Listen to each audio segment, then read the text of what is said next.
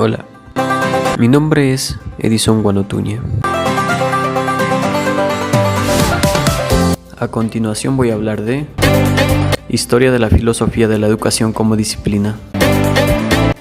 La filosofía de la educación, continuamos, es una disciplina muy corta, pero con gran diversidad de ideas filosóficas acerca de la educación. Estos temas educativos, cuatro grandes tradiciones de pensamiento que son aristotélica, el racionalismo, postcartesiano, la filosofía empirista y el idealismo. La aristotélica, el racionalismo postcartesiano, la filosofía empirista y el idealismo. En el siglo XX recién empezó a hablar de filosofía de la educación como disciplina académica. Muchos consideran que Dewey fue el primer filósofo de la educación, gracias a su aporte que tenía que ver con los problemas que surgen en el desarrollo de la educación.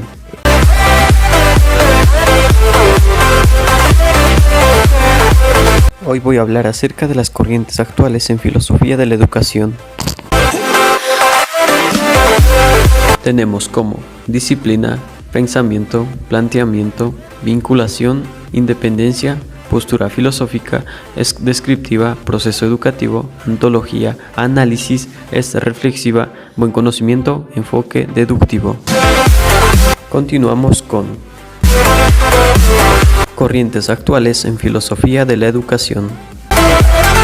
El modo de entender la naturaleza de esta disciplina por los diferentes tipos de preguntas que se formulan, muchas veces incompatibles entre sí que ofrecen las distintas escuelas o tradiciones de pensamiento, la filosofía de cada autor es deudora de su planteamiento filosófico y del modo de concebir la relación.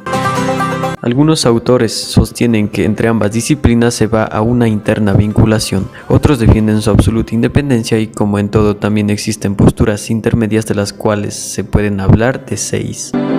La filosofía de la educación descriptiva analiza filosóficamente lo que sucede en el proceso educativo. La filosofía de la educación para educadores elabora una especie de antología que se consideran de intereses para los profesionales. Una filosofía de la educación como análisis metafásico, la estructura del ser educacional, la esencia de la educación y sus causas. La filosofía analítica trata de clasificar el contenido de los términos del lenguaje que se emplea en el contexto de educación.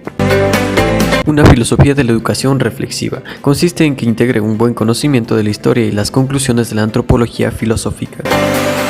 Enfoque deductivo en la filosofía de la educación llamado los sismos. Busca explicar las consecuencias educativas que se pueden extraer de los principales sistemas filosóficos como son el socialismo, empirismo, existencialismo, etc. Y sostienen también que dos filósofos que pertenecen a una misma escuela filosófica pueden estar en desacuerdo respecto a cómo deben llevarse a cabo determinadas prácticas educativas y, por el contrario, personas que coinciden sobre cuestiones educativas pueden sostener posturas filosóficas muy diferentes.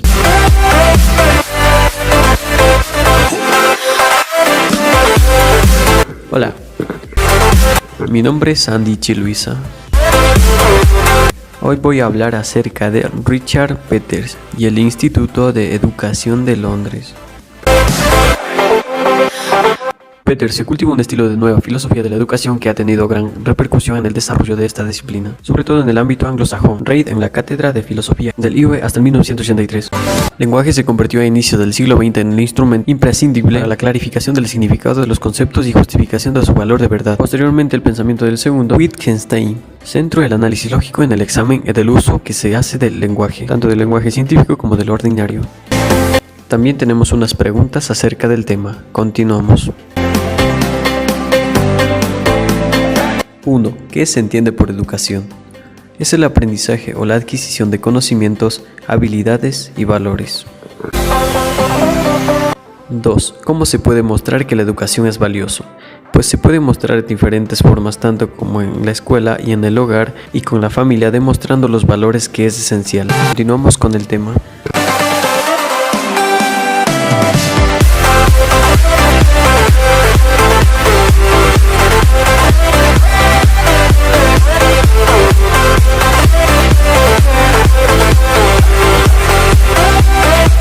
Peters parte del ideal persona educada que se forjó en el siglo XXI.